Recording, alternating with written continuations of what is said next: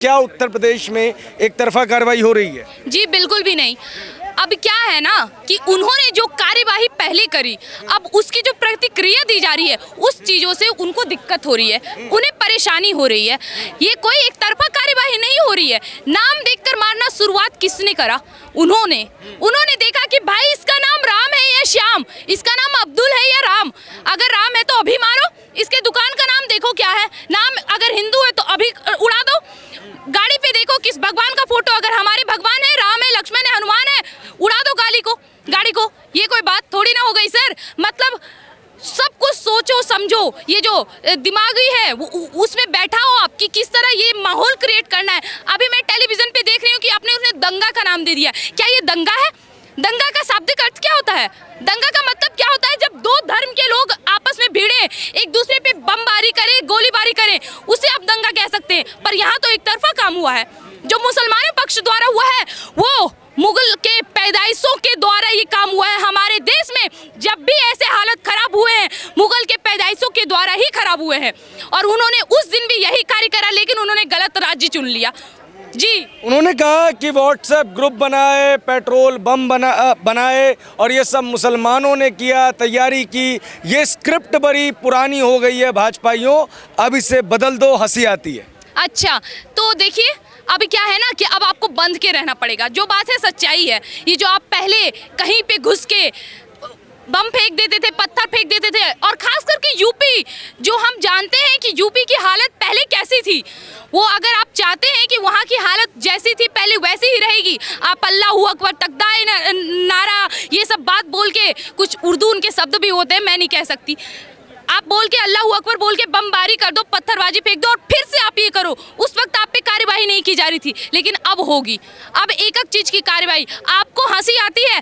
छी, मुझे शर्म आ रही है। किसने कहा? ये हमारे देश के नेता, कभी तो हमारे देश के लोग थे। अरे नेता छोड़िए, हमारे देश के देशवासी थे वो। शर्म नहीं आती उनको ऐसे बयान देने से पहले कि आपको हंसी आती है? भाजपाइयों हंसी आ रही है जब उस ऐसे जो आपने अपने थ्रू काम करवाए थे, इतने दंगे तो छोड़िए सर, नाम नहीं, ये जो हिंसक बड़ा घटना हुई है अभी कानपुर में, उस वक्त जब ये चीज़ हो रहा था तब आपको हंसी नहीं आ रही थी ना?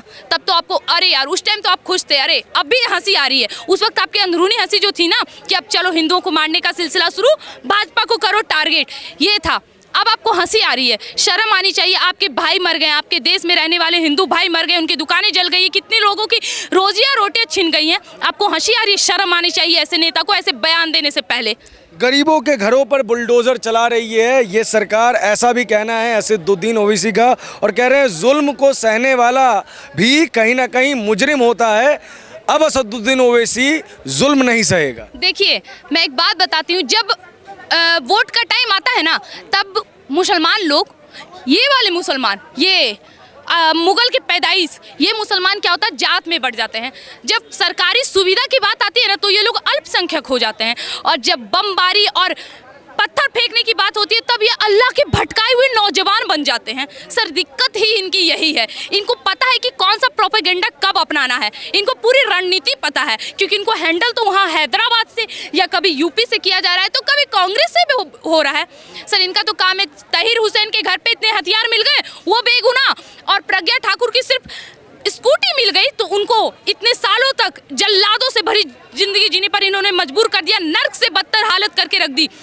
ये बात करेंगे, इनको लगता है उनका इस देश में रहना मुश्किल हो गया है, हमारा हो गया है। शुरुआती से प्राचीन काल से लेके अभी तक हिंदू सहते आए हैं, सहते आए। अगर नहीं सहते ना, हमारा अखंड भारत जो कि 83 लाख वर्ग किलोमीटर क्षेत्रफल तक फैला था, आज वो 33 लाख वर्ग किलोमीटर क्षेत्रफल तक फैल गया। सहा कौन है, हिंदू या हम, हिंदू या मुसलमान? सच बताइए आप।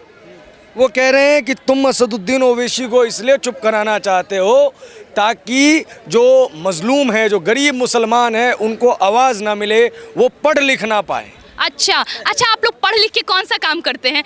अफजल गुरु क्या थे? प्रोफेसर, ठीक है। कसाब क्या था? बुरहानवादी क्या थे? क्या थे ये लोग? कोई इंजीनियर, कोई डॉक्टर, कोई प्रोफेसर। और किया क्या इन्होंने? हमला हमारे देश पर, हमारे भारत देश पर। आपको पढ़ लिख कर भी उठाना है हथियार, तो फिर काहे का पढ़ाई? और किसी को यहाँ दबाया नहीं जा रहा है, शायद आपको पता नहीं है। सबसे ज़्यादा सुविधा तो आप ही को मिल रहा है अल्पसंख्यक के नाम पर, सबसे ज़्यादा आरक्षण तो आप ही को मिल रहा है अल्पसंख्यक के नाम पर।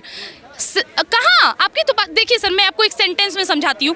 कहते हैं ना कि सुरेश हवाई जहाज उड़ाया, ठीक है, मतलब सुरेश ने हवाई जहाज उड़ाया और अब्दुल ने हवाई जहाज उड़ाया। सर उसका मतलब समझिए, उसने हवाई जहाज उड़ा दिया, ये होता है शब्द का मतलब, एकदम बराबर।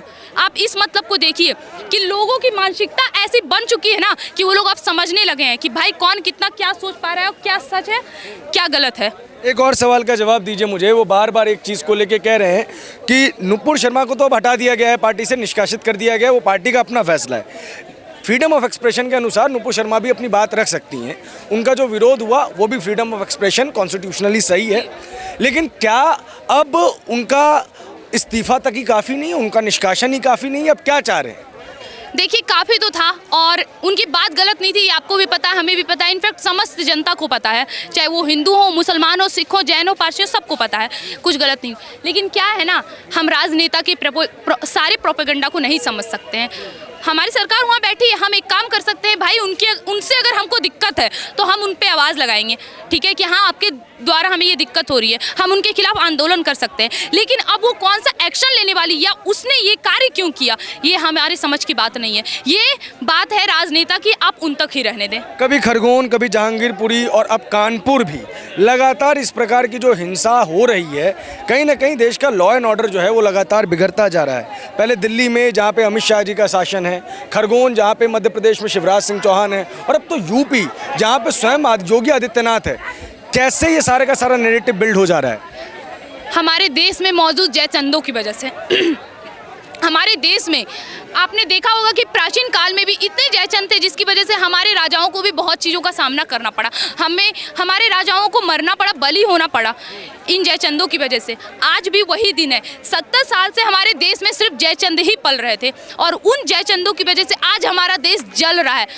इस देश में अल्पसंख्यक कौन है जानते हैं? इस देश में अल्पसंख्यक है वो सिख, जैन, पारसी। क्या कभी आपने देखा है किसी सिख को पत्थरबाजी करते हुए? क्या कभी आपने देखा है किसी जैन को पत्थरबाजी करते हुए? हमारे देश में सिखों की मात्र वो 2% है, लेकिन जाके देखिए अमृतसर, वहाँ पे भी 24 घंटे लंगर बंटता है। कोई भी गुरुद्वारा चल जाइए आप, वहाँ से भूखे नहीं आएंगे। क्या दिया जाता है उनको? क्या उन्होंने कभी इस तरह के कार्य किए? क्या कभी किसी सिखों के मुंह से आपने सुना कि हमें वो नहीं दिया, अल्लाह अकबर, हमें जला दिया जाए, हमें जला दो? सर अभी भी मैं कह रही हूँ, वो किसी से नहीं सीख सकते हैं, वो किसी से नहीं सीख सकते हैं।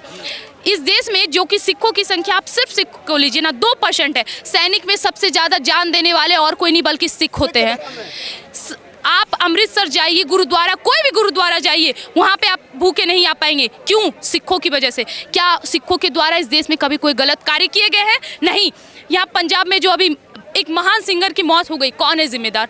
सर इन सब बात क्यों छुप रहे हैं? हमारे देश में जो अल्पसंख्यक है उनको तो गिना भी नहीं जा रहा है, और ये देश में अल्पसंख्यक के नाम पे ये लोग इतना हुजूम मचा के रखे हैं। हम अल्पसंख्यक हैं, माफ करिएगा, लेकिन एक कोई असली सिख, असली सरदार, कोई भी औरंगजेब की पैदाइशी को कभी वो नहीं पूछ सकता, कभी वो अपना भाई नहीं कह सकता। इसी औरंगजेब ने, इसी मुगल की पैदाइश ने हमारे कितने सिखों को इतनी गंदी तरीके से मौत के घाट उतारा है कि मैं आपको बता नहीं सकती हूँ। चाहे वो गुरु तेग बहादुर हो, चाहे वो गुरु गोविंद सिंह हो, जिन्होंने अपनी 7 पुस्त को इस देश के लिए कुर्बान कर दिया, हम सनातनियों के लिए कुर्बान कर दिया, इस देश और धर्म के लिए कुर्बान कर दिया। ये है हमारे देश के रियल मैन, इनकी तो गिनती भी कहीं नहीं की जाती है। और की किसी जाती है जो असुद्दीन, जो वहाँ हैदराबाद में बैठा हुआ वो 2 कुत्ता आवाज लगा रहा है और इस देश की जनता को भड़का रहा है, और मुगल के पैदाइश भड़क भी जा रहे हैं। इस देश में अगर कोई अच्छे मुसलमान बचे, वो है कलाम और अब्दुल के वंशज, ऐसे लोगों के वंशज। लेकिन उनका नाम लेकर भी आप नहीं खा सकते हैं, उनके नाम लेकर आप इस तरह देश में इस तरह आक्रामक स्थिति नहीं पैदा कर सकते हैं, इस तरह हिंसक माहौल नहीं बना सकते हैं। इस देश में कलाम और अब्दुल को हमेशा पूजा जाएगा, माथे पर रखा जाएगा, लेकिन मुगल की पैदाइशों और मुगलों को कभी नहीं पूजा जाएगा।